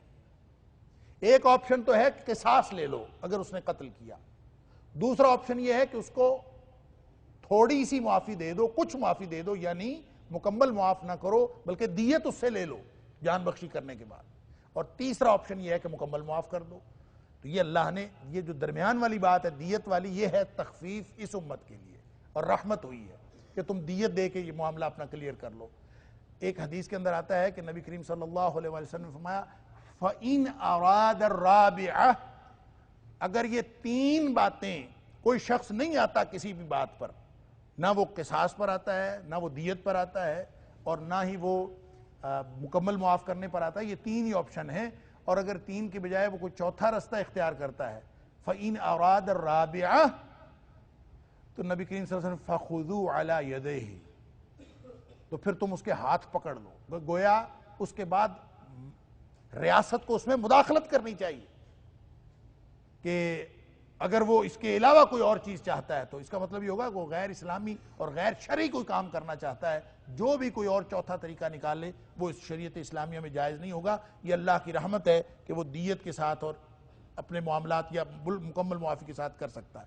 فَمَنِ اعْتَدَى بَعْدَ ذَلِكَ، اب صلح ہو گئی ہے، دیت ادا ہو گئی ہے، تو قرآن کہتا ہے فَمَنِ اعْتَدَى بَعْدَ ذَلِكَ، جو اس کے بعد بھی زیادتی کرے، اعتداء کا مطلب ہوتا ہے حد سے تجاوز کرنا، زیادتی کرنا۔ فَمَنِ اعْتَدَى بَعْدَ ذَلِكَ، جو اس کے بعد بھی زیادتی کرتا ہے، دیت ادا ہو گئی، اس کے بعد کیا زیادتی ہوگی؟ دونوں طرف سے زیادتی ہو سکتی ہے۔ ایک تو یہ زیادتی ہو سکتی ہے کہ جس شخص نے دیت لی ہے اس نے یہ سوچا ہو کہ چلیں آج جو پیسے آ رہے ہیں، جو کچھ آ رہا ہے یہ تو لے لیتے ہیں، کل کلام موقع لگے گا تو بدلہ بھی لے لیں گے، یہ زیادتی ہو سکتی ہے مقتول کے ورثاء کی طرف سے۔ اسی طرح جو یعنی معاشرے کے اندر ہر طرح کے ایلیمنٹس ہوتے ہیں، انہوں نے دیت لے لی اور ادھر ادھر کے محلے والے اور رشتہ دار وہ سارے اس کو تانے دینا شروع کر دیتا ہے، تم نے اپنے باپ کا، اپنے بھائی کا، اپنے بیٹے کا خون بیچ دیا ہے، تم نے پیسے لے لیے، خون بیچ دیا ہے۔ پھر غیرت آتی ہے انسان کو، اور انسان کو غیرت آتی ہے تو دیت لینے کے بعد بھی آدمی چاہتا ہے کہ میں بدلہ لے لوں، یہ زیادتی۔ فَمَنِ اعْتَدَى بَعْدَ ذَلِكَ، اسی طرح جو قاتل ہے وہ بھی اگر وقتی طور پر دیت دیتا ہے تو دیت ظاہر ہے کہ وہ بہت مشکل ہوتی ہے دینے کی. دیت کتنی دے؟ یعنی عرب کے معاشرے میں 100 اونٹ دیت مقرر تھی. اب 100 اونٹ ایسے ہی ہے جیسے آج کے دور میں 100 گاڑیاں دینا. تو 100 گاڑیاں اگر دیت دینی پڑے تو لگ پتا جاتا ہے. تو اگر کوئی شخص کسی معاملے میں ایسے میں پھنس گیا ہو اور بالآخر فیصلہ یہ ہو کہ اس کو 100 گاڑیاں دی جائیں تو 100 گاڑیاں دینے میں اس کو تکلیف تو ہوگی نا. تو وہ دیتے ہوئے یہ سوچے کہ چلیں آج تو میں دے دیتا ہوں, کل کلا میں کوئی اور کسی اور طریقے سے اس کو نقصان پہنچا کے یہ بدلہ لوں گا. یا آج کل لوگ اکثر دیہات میں فیصلہ کرتے ہیں تو وہ دیت میں زمین دیتے ہیں. اتنی زمین دے دو, تو ظاہر ہے دیت میں زمین بھی ہو سکتی ہے, کوئی بھی چیز اگر فیصلہ کر لیں تو جس دیت پر مقتول کے ورثاء راضی ہوں وہ دیت دینی چاہیے. تو وہ ایک دفعہ تو دے دے لیکن یہ سوچے کہ بعد میں اس کو نقصان پہنچاؤں گا, تو یہ دونوں طرف سے زیادتی کا امکان باقی ہے. تو قرآن اس کا خاتمہ کرنا چاہتا ہے کہ اگر کوئی شخص ایسی نیت رکھتا ہے یا بعد ازاں بھی ایسے حالات پیدا ہو جائیں تو وہ یہ ذہن میں رکھے کہ فَلَهُ عَذَابٌ علیم. اگر کوئی شخص ایسی حرکت کرے گا تو اس کے لیے دردناک عذاب ہے, اور اللہ کے ہاں تو عذاب ہے ہی, دنیا میں بھی وہ شخص راندہ درگاہ ہوگا. گویا دنیا میں بھی وہ کوئی شخص ایسا نہیں کہ بدلہ اس نے لے لیا ہے, جتنی مرضی زیادتی کر لی ہے تو اس کو اچھا نہ سمجھا جائے, یہی سمجھا جائے کہ وہ اللہ اور اس کے رسول صلی اللہ علیہ وسلم کے حکموں کی خلاف ورزی کرنے والا. وَلَكُمْ فِي الْقِصَاصِ حَيَاتٌ يَا أُولِي الْأَلْبَابِ لَعَلَّكُمْ تَتَّقُونَ. اللہ اکبر. اور تمہارے لیے قصاص میں زندگی ہے اے عقل والو, لَعَلَّكُمْ تَتَّقُونَ, تاکہ تم متقی بن جاؤ. اب قصاص کیا ہے؟ مقتول کے بدلے میں قاتل کو قتل کر دینا, یا پھر جیسے سورۃ المائدہ کے اندر کہا کہ العین بالعین والانف بالانف والاذن بالاذن والسن بالسن, دانت کے بدلے میں دانت ہے, یا آنکھ کے بدلے میں آنکھ ہے, ناک کے بدلے میں ناک ہے, کان کے بدلے میں کان ہے. اس کا مطلب والجروح قصاص, کسی نے اگر ایک زخم لگایا ہے تو اس کے بدلے میں ویسا ہی زخم لگانا ہے اس کو. اگر کسی نے کسی کا دانت توڑا ہے تو وہ بھی دانت توڑ سکتا ہے, کسی نے کان کاٹا ہے تو وہ بھی اس کا کان کاٹ دے, کسی نے آنکھ پھوڑی ہے تو وہ بھی آنکھ پھوڑ دے. علی حاضل کیا, کسی نے کسی کی ناک کاٹی ہے تو بدلے میں وہ ناک کاٹ دے. کسی نے تھپڑ مارا ہے اسی پر قیاس کرتے ہوئے تو اس کو مقابلے میں تھپڑ مارے. تو یہ کیا ہے؟ فرمایا کہ قصاص, یہاں چونکہ مقتولوں کے قصاص کی بات ہو رہی ہے تو قرآن کہتا ہے کہ وَلَكُمْ فِي الْقِصَاصِ حَيَاتٌ يَا أُولِي الْأَلْبَابِ, اے عقل والو بظاہر تم ایک بندے کی زندگی لے رہے ہو. اندازہ کیجئے اس وقت کا پورا مغرب, چاہے وہ یورپ ہو, چاہے وہ امریکہ ہو, چاہے وہ جاپان ہو, پورا مغرب تل گیا ہے اپنی پوری فکر اور عمل کے ساتھ کہ قاتل کو اس کی جان بخشی کروائی جائے, قاتل کو قتل نہ کیا جائے. اور وہ اس کو انسانیت کا قتل کہتے ہیں, وہ کہتے ہیں یہ انسانیت کا قتل ہے.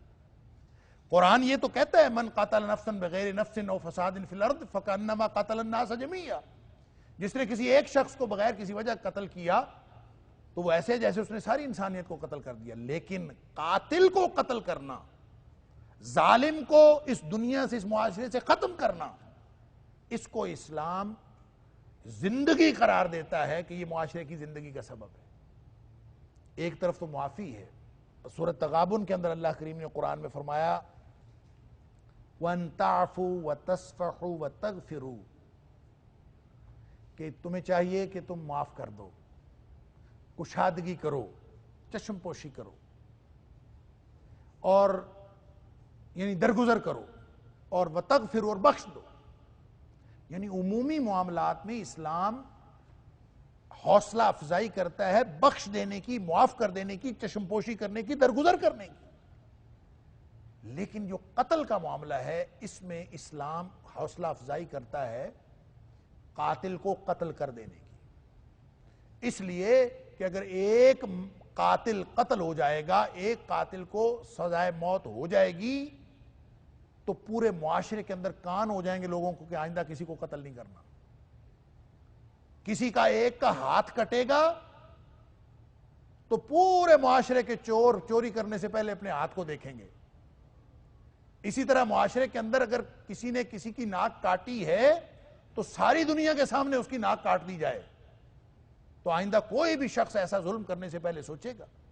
اور اس میں کوئی فرق نہیں ہے کہ مرد نے عورت کو یا عورت نے مرد کو، کس نے کس پر تشدد کیا ہے.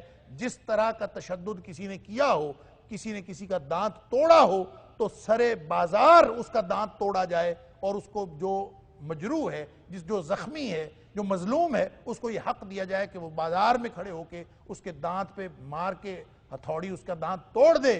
اگر ایسا ہو جائے ایک دفعہ، آپ دیکھیے آئندہ ایسا تشدد ہوگا. یہ ہے وہ زندگی. ایک دفعہ اگر آپ جرم کی سزائیں پوری طرح امپلیمنٹ کر دیں تو وَلَكُمْ فِي الْقِصَاصِ حَيَاتٌ. ظالم کے بارے میں نرمی نہیں ہونی چاہیے. نرمی ہے تو باقی سارے انسانوں کے بارے میں نرمی. لیکن جو ظالم ہے، جس نے کسی کی جان لی ہے، اس کے بارے میں اسلام نرمی کی ہدایت نہیں کرتا بلکہ سختی کی ہدایت کرتا ہے تاکہ باقی لوگوں کی زندگی بچائی جا سکے. اب بظاہر تو وہ قتل ہو رہا ہے، سارا مغرب کہتا ہے اتنی مشکل سزائیں، اتنی ظالمانہ سزائیں، نعوذ باللہ من ذالک. قرآن کی سزاؤں کو وہ ظالمانہ سزائیں کہتے ہیں. اور قرآن کہتا ہے یا اولی الالباب، جن کے کوئی کھوپڑی کے اندر دماغ ہے وہ سوچیں. اسی میں تو معاشرے کی زندگی ہے. اگر قاتل دندناتا پھرے گا، ایک قاتل دندناتا پھرے گا تو 10 لوگوں کو جرت ہوگی دوبارہ قتل کرنے کی. ایک چور اگر سزا سے بچ جائے گا تو 20 لوگوں کو چوری کی جرت ہوگی. تو معاشرہ جرم سے بچتا ہے ان سزاؤں کو امپلیمنٹ کرنے سے. لہٰذا یہ بڑی شاندار آیت ہے، آیت نمبر 179، وَلَكُمْ فِي الْقِصَاصِ حَيَاتٌ يَا أُولِي الْأَلْبَابِ لَعَلَّكُمْ تَتَّقُونَ. اگر تم اللہ کی خوشنودی کے راستے پر جانا چاہتے ہو، اللہ کی ناراضگی سے بچنا چاہتے ہو، یعنی متقی بننا چاہتے ہو، تو پھر اس سے بہتر رستہ اور کوئی نہیں ہے کہ معاشرتی طور پر اپنے معاشرے کی زندگی بچاؤ قاتل کو سزا دے کر. كُتِبَ عَلَيْكُمْ إِذَا حَضَرَ أَحَدَكُمُ الْمَوْتُ إِن تَرَكَ خَيْرًا الْوَصِيَّةُ لِلْوَالِدَيْنِ وَالْأَقْرَبِينَ بِالْمَعْرُوفِ حَقًّا عَلَى الْمُتَّقِينَ.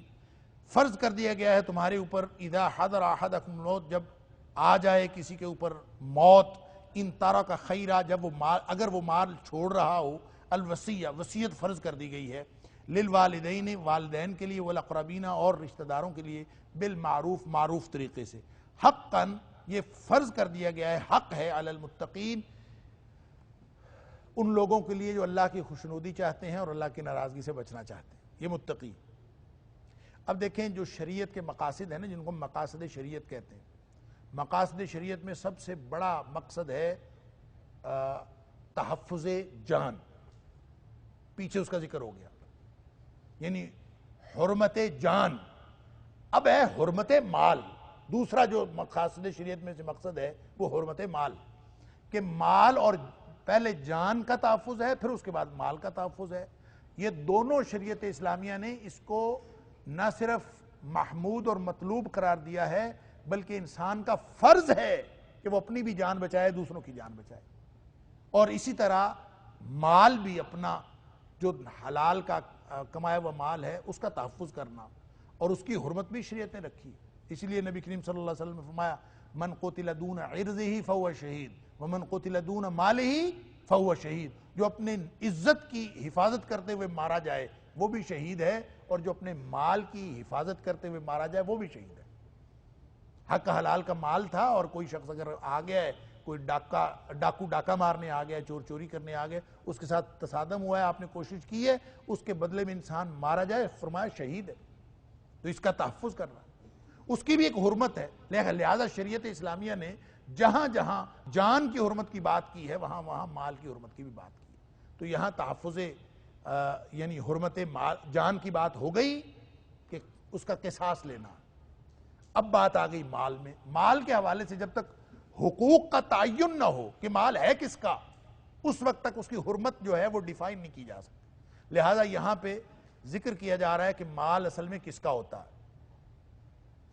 تو حکم ہے وصیت کا. میں نے عرض کیا کہ یہ آیات وہ ہیں جو مدنی دور کی بالکل ابتدا ہے. نبی اکرم صلی اللہ علیہ وسلم مدینہ میں جب تشریف لے گئے تھے تو یہ بالکل ابتدا کی بات ہے. اور وہاں ابتدا میں جو قانون وہاں پہ جاری تھا پورے عرب کے اندر، انکلوڈنگ یعنی بشمول مدینہ منورہ کے، جو قانون جاری تھا کہ اگر کوئی شخص مال چھوڑ کے چلا جاتا تھا تو اس کے مال پر قبضہ اس کے بڑے بیٹوں کا ہوتا تھا.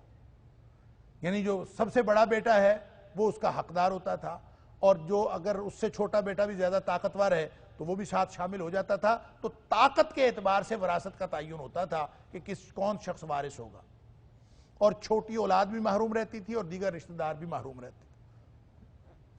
لہذا اسلام نے سب سے پہلے اس کے حصے کا تعین کرنے کے لیے فرض کر دیا گیا، کوتبہ علیکم، میں پہلے بھی عرض کر چکا ہوں کہ جب کوتبہ کے ساتھ اعلیٰ آتا ہے تو اس کا مطلب ہوتا ہے فرض، اس کا مطلب ہے وصیت فرض کر دی گئی۔ تو یہ ابتدائی حکم تھا مدینہ کے ابتدائی دور میں، اور اس وقت وصیت فرض کر دی گئی۔ ایک عبوری حکم اللہ تعالیٰ نے نازل فرمایا کہ فوری طور پر، یعنی اموات تو ہو رہی ہیں نا، اور ابھی شریعت کے احکام جو ہیں وہ بن رہے ہیں، اور شریعت کے احکام کی تکمیل ہو رہی ہے، اور ابھی وراثت کے احکام نہیں آئے۔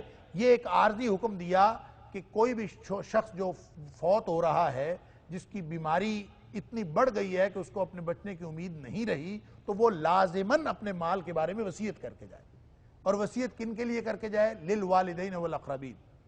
یہ نہیں کہا اولاد کے لیے وصیت کر کے جائے، بلکہ کہا والدین کے لیے اور اپنے رشتہ داروں کے لیے وصیت کر کے جائے۔ یہ اس لیے کہا، اس کی ایک وجہ تو وہ ہے جو میں نے عرض کیا کہ جو بڑے بیٹے تھے، جو بڑی اولاد اور تگڑے بیٹے ہوتے تھے، وہ تو پہلے ہی اس کو ساری کی ساری وراثت کو ہڑپ کر لیتے تھے، والدین کو کوئی حصہ نہیں دیا جاتا تھا، یا پھر رشتہ داروں کا کوئی حصہ نہیں تھا، تو وہ ان کا حصہ مقرر کرنے کے لیے وصیت کر جائے کہ کتنا والدین کا ہوگا، کتنا رشتہ داروں کا ہوگا، جس کو وہ دینا چاہتا ہے وہ وصیت کر کے جائے۔ یہ فرض تھا۔ یعنی بعد میں جب سورہ نساء کے اندر وراثت کے مکمل احکامات آ گئے ہیں تو اس کے بعد یہ آیت منسوخ ہو گئی، اور نبی کریم صلی اللہ علیہ وآلہ وسلم نے خطبہ حجۃ الوداع کے موقع پر، اور اس کے علاوہ بھی نبی کریم صلی اللہ علیہ وسلم نے فرمایا تھا، اللہ تعالیٰ نے ہر ایک کو اس کا حق دے دیا ہے، اور اب نبی کریم صلی اللہ علیہ وسلم نے منع کر دیا فلا وصیۃ لوارث، اب وارث کے حق میں وصیت نہیں ہوتی۔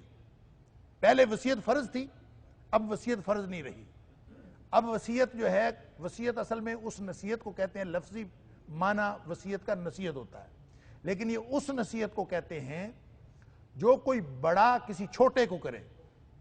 بعض اوقات نصیحت چھوٹا بھی بڑے کو کر لیتا ہے، لیکن اس کو وصیت نہیں کہتے۔ کوئی بڑا اگر چھوٹے کو تلقین کر رہا ہو اور ہدایت کر رہا ہو تو اس کو وصیت کہا جاتا ہے۔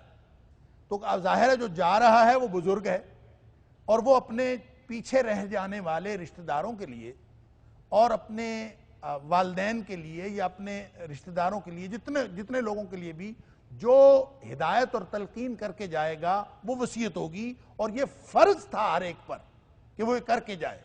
اور یہ فرض اس لیے رکھا تھا کہ اس وقت تک وراثت کے احکام نہیں آئے تھے۔ جب وراثت کے احکام آ گئے تو اللہ تعالیٰ نے ہر ایک کا حصہ مقرر کر دیا کہ اولاد کا اتنا حصہ ہوگا، والدین کا اتنا حصہ ہوگا، والدہ کا اتنا ہے، بیوی کا اتنا ہے، سارے حصے مقرر ہو گئے۔ جب مقرر ہو گئے تو نبی کریم صلی اللہ علیہ وآلہ وسلم نے فرمایا لا وصیۃ لوارث، جس کا حصہ مقرر ہو گیا ہے نا، اب اس کے حق میں وصیت نہیں کی جا سکتی۔ لیکن یہاں جو وصیت کا حکم ہے یہ باقی رہے گا، صرف اس کی فرضیت ختم ہوگی۔ اب اگر کوئی شخص وصیت کرنا چاہتا ہے تو وصیت کر سکتا ہے۔ وراثت کے احکام کی وجہ سے وصیت فرض تو نہیں رہی، لیکن پھر بھی اگر کوئی شخص وصیت کرنا چاہتا ہے تو وہ کر سکتا ہے۔ اس کی شریعت نے شرائط رکھی۔ مثلا حضرت سعد بن ابی وقاص رضی اللہ تعالیٰ عنہ جب ان کا وہ بیماری میں تھے اور خود بتاتے ہیں کہ میری عیادت کرنے کے لیے نبی کریم صلی اللہ علیہ وآلہ وسلم تشریف لائے، بخاری شریف کے اندر یہ حدیث ہے، مسلم میں بھی ہے کہ نبی کریم صلی اللہ علیہ وسلم میری عیادت کرنے کے لیے آئے، اور میں نے یہ کہا کہ اللہ کے رسول صلی اللہ علیہ وسلم میری صرف ایک بیٹی ہے، تو میں کوئی وصیت نہ کر جاؤں؟ تو نبی کریم صلی اللہ علیہ وسلم نے فرمایا ہاں تو وصیت کر جا، وصیت کی جا سکتی، یعنی یہ اس کی فرضیت ختم نہیں، فرضیت ختم ہوئی ہے، وصیت کی مشروعیت ختم نہیں ہوئی۔ تو اس نے کہا میں وصیت کر جاؤں؟ نبی کریم صلی اللہ علیہ وسلم کر دو۔ فرماتے ہیں سعد بن ابی وقاص رضی اللہ عنہ فرماتے ہیں میں نے خود کہا کہ میں اگر وصیت کر جاؤں افاتصدق بثلثی مالی، کیا میں اپنے مال میں سے 2/3 مال کی وصیت کر جاؤں؟ صدقہ کر جاؤں کہ 2/3 مال میرا جو ہے وہ کسی کو دے دیا جائے، باقی 1/3 میری بیٹی، ایک ہی بیٹی ہے، اس کے لیے کافی ہوگا۔ نبی کریم صلی اللہ علیہ وسلم فرمایا لا، نہیں، یہ 2/3 میں تم وصیت نہیں کر سکتے۔ فرماتے ہیں میں نے کہا فی الشطر، کہ میں پھر ایسا کرتا ہوں آدھا دے دیتا ہوں۔ ایک میں آتا ہے بالنصف، کہ ہاف جو ہے میں اپنے آدھا 50% میں وصیت کر جاتا ہوں۔ نبی کریم صلی اللہ علیہ وسلم فرمایا لا، آدھے میں بھی نہیں کرنی۔ تو تیسری وہ کہتے ہیں کہ میں نے کہا کہ والثلث، اللہ کے رسول صلی اللہ علیہ وسلم میں تیسرا حصہ کر جاؤں وصیت، 1/3۔ نبی کریم صلی اللہ علیہ وسلم فرمایا ہاں تیسرا کر جاؤ، والثلث کبیر، یا ایک روایت میں ہے والثلث کثیر، تیسرا حصہ بھی کافی ہے، کافی بہت بڑا ہے یا کافی زیادہ ہے، اتنا کافی ہے کہ تیسرے میں وصیت کر جاؤ۔ گویا اب ایک شرط تو یہ ہو گئی کہ وصیت اگر کسی نے کرنی ہے تو وارث کے حق میں نہیں ہو سکتی، اور دوسری شرط یہ ہو گئی کہ وہ وصیت 1/3 مال سے زیادہ میں نہیں کر سکتا۔ اگر کوئی شخص 1/3 مال سے زیادہ وصیت کرے گا تو وہ گناہگار ہوگا، کیونکہ نبی کریم صلی اللہ علیہ وسلم نے تحدید کر دی ہے۔ تو ایک تیسری شرط اور ہے جو اس اگلی آیت میں آئے گی کہ وہ وصیت کر جائے۔ اچھا، یہاں سے یہ جو بات آئی ہے نا للوالدین والاقربین بالمعروف، کہ وہ والدین اور رشتہ داروں کے لیے معروف کے مطابق وصیت کر جائے، بعض لوگوں کو اس سے غلط فہمی ہوئی ہے اور پتہ نہیں کہاں سے انہوں نے استدلال کیا ہے۔ بعض مفسرین نے لکھا ہے کہ جو عرب کا معروف طریقہ تھا، معروف سے مراد معروف کا مطلب یہ ہوتا ہے کہ بھلے طریقے سے، اچھے طریقے سے آپ کریں، نیکی کے ساتھ۔ دوسرا معروف کا یہ مطلب یہ ہوتا ہے کہ معاشرے کی جو اجتماعی دانش ہوتی ہے، اور جو معاشرہ اجتماعی طور پر جو کچھ سمجھ رہا ہوتا ہے، اگر وہ شریعت اسلامیہ کے خلاف نہ ہو تو اس کو عرف یا معروف کہا جاتا ہے۔ تو اس کی بھی ایک حیثیت ہے، اور اس کی پابندی بھی شریعت نے لازمی قرار دی ہے کہ معروف کی پابندی کرنی چاہیے۔ تو یہاں پہ جس معروف کا ذکر ہے، بعض مفسرین نے لکھا ہے کہ عرب کے ہاں معروف یہ تھا، یعنی ان کے ہاں عرف یہ تھا کہ وہ والدین اور رشتہ داروں کو دیتے تھے، اور اس کو 1/3 مال دیتے تھے۔ 2/3 اولاد لے جاتی تھی، 1/3 وہ والدین کو دیتے تھے۔ تو شریعت نے اس 1/3 کو 1/3 تک محدود نہیں رہنے دیا، حصہ تو دیا ہے للوالدین والاقربین بالمعروف، اس عرف کے مطابق دیا ہے، لیکن اس کی تحدید نہیں کی، بلکہ حکم یہ دیا ہے کہ وصیت کر جاؤ کہ ان کو کتنا دینا ہے۔ 1/3 ضروری نہیں ہے، بلکہ آپ جتنا مرضی دے سکتے ہیں۔ یہ ابتدائی حکم یہ تھا۔ ہو سکتا ہے یہ بھی ہو کہ معروف میں وہاں یہ طریقہ موجود ہو، لیکن جو تاریخی روایات ملتی ہیں، روایات سیرت، اس میں کبھی، اور مفسرین نے بھی، بیشتر مفسرین نے جو تفسیری روایات دی ہیں، اس میں کہیں یہ ذکر بالعموم ملتا نہیں ہے کہ عرب کے معاشرے میں کہیں یہ معروف کا کوئی طریقہ ہو۔ بعض مفسرین کی یہ بہرحال منفرد رائے ہے کہ وہاں پہ یہ معروف کا طریقہ تھا۔ حقاً علی المتقین، یہ متقین کے اوپر اس وقت فرض کیا گیا تھا، لیکن بعد میں وراثت کے احکام سورہ نساء میں آنے کے بعد اس کی فرضیت ختم ہو گئی، اس کی مشروعیت باقی ہے۔ فَمَن بَدَّلَهُ بَعْدَمَا سَمِعَهُ فَإِنَّمَا إِثْمُهُ عَلَى الَّذِينَ يُبَدِّلُونَهُ إِنَّ اللَّهَ سَمِيعٌ عَلِيمٌ۔ یہ تینوں آیات، یہ پچھلی آیت اور یہ جو میں اب پڑھ رہا ہوں اور اس سے اگلی، یہ تینوں وصیت کے بارے میں ہے۔ فَمَن بَدَّلَهُ، اور جو اس کو بدل ڈالے، بَعْدَمَا سَمِعَهُ، سننے کے بعد، یہ وصیت کی بات ہو رہی ہے کہ عام طور پہ ایسا تو نہیں ہوتا تھا جیسے ہم آج کل تحریر کر لیتے ہیں، نہ کو بہت زیادہ لوگ لکھنا پڑھنا جانتے تھے۔ اس وقت تو وصیت کا یہی طریقہ ہوتا تھا کہ وصیت کرتے وقت لوگوں کو، کسی کو گواہ بنا لیں آپ، 2 لوگوں کو، کہ میں یہ وصیت کر رہا ہوں، اور وہ 2 لوگ جنہوں نے سنا ہے انہی کی سماعت پر اعتبار کیا جائے گا۔ وہ جا کے لوگوں کو بتائیں گے کہ اس نے یہ وصیت کی تھی۔ وہ آپس میں بدل بھی سکتے ہیں، کوئی ایسی آپس میں فیصلہ کر لیں کہ جناب اصل وصیت یہ نہیں تھی، یہ تھی۔ تو قرآن کہتا ہے فَمَن بَدَّلَهُ بَعْدَ مَا سَمِعَهُ، جو اس کو بدل ڈالے سننے کے بعد، فَإِنَّمَا إِثْمُهُ عَلَى الَّذِينَ يُبَدِّلُونَهُ، تو پھر اس کا گناہ اسی پر ہے جو بدل ڈالے۔ ان اللہ سمیع علیم، بے شک اللہ تعالیٰ سننے والا اور جاننے والا۔ اللہ کو سب معلوم ہے کون بدل رہا ہے وصیت کو اور کون نہیں بدل رہا، لیکن گناہ بہرحال اس پر ہے جس نے بدلا۔ البتہ فمن خاف من موص جنفا او اثما، یہ ہے وہ اصل شرط جو تیسری، کہ جو مشروعیت کے اعتبار سے یہ تیسری شرط اب بھی باقی ہے، اب بھی سٹینڈ کرتی ہے۔ کیا کہ فمن خافا جس کو اندیشہ ہو من موسن وصیت کرنے والے کی طرف سے اس کو اندیشہ ہو جنفن جانبداری کا. جنف کا مطلب ہوتا ہے میلان، یعنی کسی ایک طرف اس کا میلان تھا، اس نے جانبداری کا اظہار کر دیا. وصیت کرتے وقت اس نے کسی کو زیادہ دے دیا، کسی کو کم دے دیا، جانبداری کا مظاہرہ کیا.